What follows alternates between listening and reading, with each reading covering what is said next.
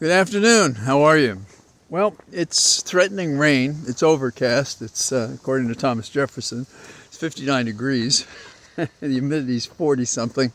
And the wind has ranged from 10 to 14, and this time I can feel it for a change. So there's all that.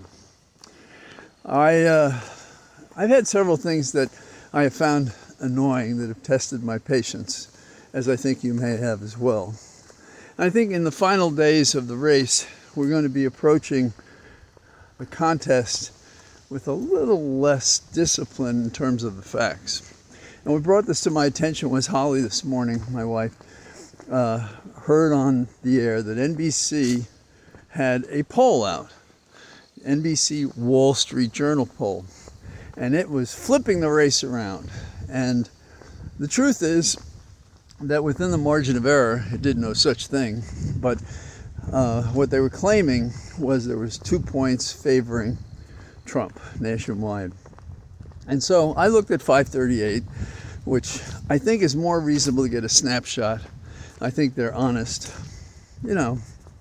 And what it had was, again, within the margin of error, it had, as it has for some time, because I've watched it every other day, and they changed the numbers nationally every day, I believe. And it had Harris up 2 points over Trump, about where she'd been, 2 points and a fraction.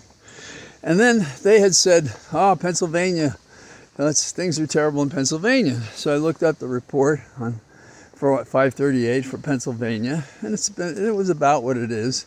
And she's ahead, but again, within the margin of error. So there's no big change. But NBC is ballyhooing how things are moving and terrible things are happening and so forth. And, these guys can't leave it alone because, for one thing, a poll is a snapshot, and it's only as good as the person taking that snapshot. That is, what's the size of their sample? How did they phrase the question?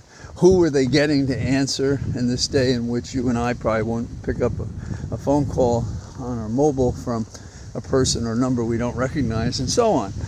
And the advantage of 538, to me, is that I look at their photo and I say, okay, that's what I sort of feel like that. And what is the breakaway from this? The breakaway is that this race is on, it's close, shouldn't be, because Trump is such an evildoer, and we have to live with that. And so we have to do basically what the campaign has been saying, which I think is right, which is do something, and when we fight, we win. And if you've done what you can, then you've done it, and you have to find the stoicism in your genes and persist through election day.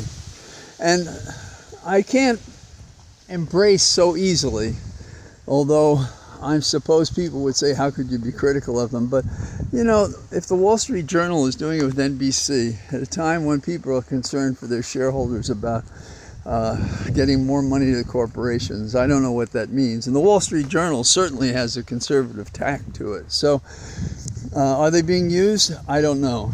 But what's the answer? The answer is you just don't put too much forbearance on bad news from the polling done by interested people, frankly.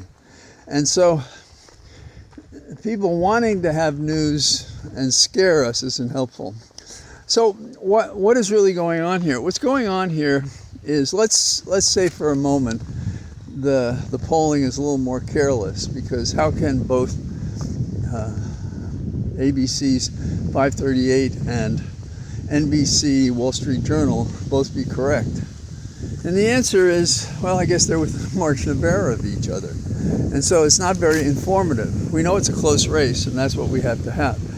But if anybody was tampering with a poll to discourage us, that's what they'd be doing, trying to discourage us. Oh, give up the fight. You don't have a chance. It's not going to work out for you. But it will. It really will. And I feel the emotion that has arisen in response to everything that Trump has said and done. It is a big question how he hangs on to 40%? And will these lazy characters come out and vote, and will they vote legitimately, and so forth? So number one is don't give the devil his due, ignore them. Look at it, but don't let it upset you, because there are a lot of moving parts here. Now there's another scare story out there, which is Trump is going to fight when the election is over, and he's lost.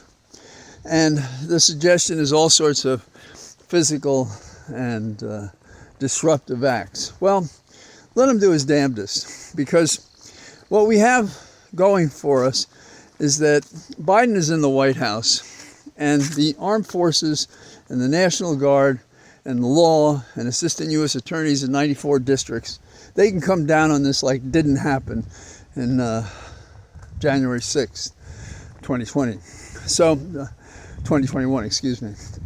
So what we have to do is we have to keep the line. We have to be stoic. We have to go forward. We have to march toward the prize, if you will. And if Trump acts up, well, you know what? Cuff him and put him in jail, because at that point he's done. Stick a fork in it, move on. That's it. Now, I was a little curious today that NASA is sending a rocket to Jupiter, and they're talking about whether or not there's life on one of its moons. And I suppose it's important that nowhere in their discussion did they say anything about this election as a motivation to go to Jupiter. So we gave up on Mars, the red planet. You know the sequence, right? Mercury, Venus, Earth, Mars, Jupiter, Saturn, Neptune, Uranus, Pluto. Although some just, I don't know what Pluto's status is. They were okay as a planet, and then they were not. In my own experience, the inductive prediction sometimes works and sometimes doesn't. That's its frailty, because we expect if something happens 7 times in a row, it's going to happen the 8th time in a row. And I had a very difficult criminal case down in Florida, and it involved whether or not a client, a patient for a doctor who had terrible pain, whether or not he was using the drugs for his health condition, which his legs were on fire when he didn't have the medication, opiates. And they believed no one could possibly have that much drugs and not be selling it, and they followed him around and he wasn't doing it. Anyhow, I could only get one judge on the panels I appeared before on my side of the question, namely that prosecuting a person for being ill is cruel and unusual punishment. But the day I managed to get a hearing before the cabinet in Florida, in which if you had to get 3 or 4 votes. If you had 2 and 2 votes, then you wouldn't get any kind of clemency. And as I was walking into the cabinet room, the press came up to me and said, "Do you know that the probation officers have already recommended to the governor and the rest of the cabinet that you shouldn't get any relief? What do you say about that?" And I said, "I'm just going to have to change their mind." And I went in thinking, well, this may not go our way, but they haven't punched this into the ground yet. As it turned out, the governor was taken very much by the argument, and I was only supposed to have 5 minutes, but when I finished it, I asked if I could have more. And he said, "John, you can have as much time as you want."